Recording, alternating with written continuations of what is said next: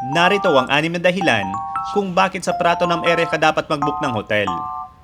Ang pinakauna, walking distance lang ito mula sa Ratchaprarov Station ng airport railing mula sa Suvarnabhumi Airport. Pangalawa, nasa loob ito ng Pratunam Shopping District na kilala sa mga murang damit, pasalubong at iba pa, lalo na yung Pratunam Night Market. Pangatlo, napapaligiran rin ito ng mga murang authentic Thai food at mga 7-Eleven na kilala rin sa mga mura at masasarap na pagkain. Pang-apat, dito ko rin nakita ang pinakasulit na money exchange na mas mataas pa sa Super Rich at Happy Rich sa airport. Pang-lima, walking distance lang rin ito sa Platinum Fashion Mall, Big C at iba pang sikat na shopping malls ng Bangkok.